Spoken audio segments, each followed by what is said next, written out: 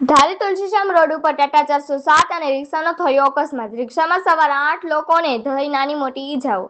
ધારી Tulsishyam road ઉપર રિક્ષા અને ટાટા 407 વચ્ચે એક અકસ્માત સર્જાયો હતો। આ અકસ્માતમાં રિક્ષામાં સવાર 8 લોકોને ઈજાઓ પહોંચી હતી, જેને 108 મારફત ધારી સિવિલ હોસ્પિટલ ખાતે રિફર કરાયા હતા, જ્યાં વધુ સારવાર માટે છે। લોકોને અમરેલી સિવિલ હોસ્પિટલ ખાતે રિફર કરાયા। ઘટનાની જાણ થતાં સેવાભાવી લોકો પહોંચ્યા સિવિલ હોસ્પિટલે।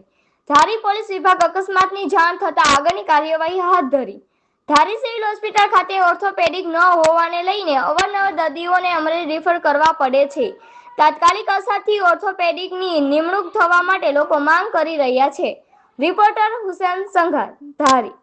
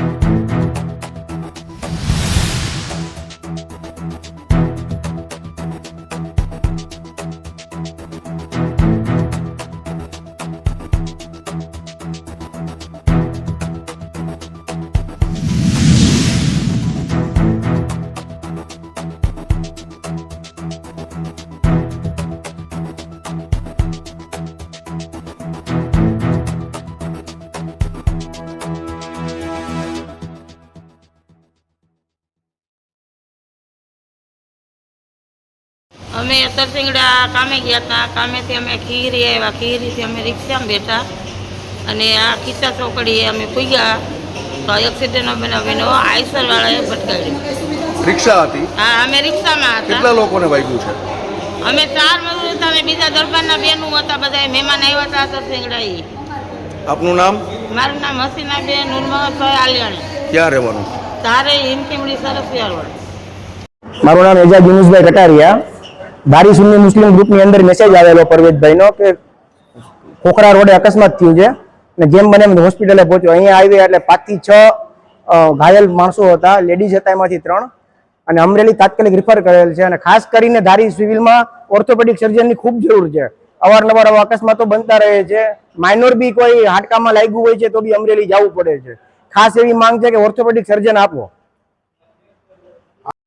ખીચા રોડની જે ચોકડી છે, રિક્ષાની અંદર મજૂર વર્ગના વ્યક્તિઓ બધા રિક્ષામાં બેહીને આવતા હતા। ઓલી બાજુથી ટાટા 407 આવતી હતી ને અચાનક એક્સિડન્ટ થતા જે સરકારી સીસીટીવી ફૂટેજની અંદર કેદ થઈ ગયું છે। પણ આ હાવ મધ્યમ વર્ગના માણસો છે જેને ધારી સિવિલમાં લઈ આવ્યા, એટલે મોટી સંખ્યામાં ગામ આખાના બધા આગેવાનો અહીંયા આવ્યા હતા।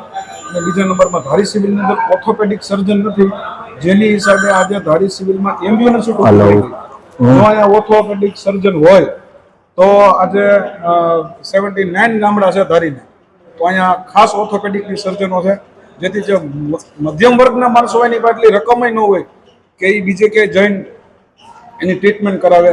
જેથી ઘણા માણસો હજી એવા છે જેના હાથ પગમાં આજની તારીખે ફોલ્ટ લઈ ગયા છે કે ધારી સિવિલની અંદર ઓર્થોપેડિક સર્જન નથી, આજે એમ્બ્યુલન્સો ટૂંકું પડી ગઈ છે।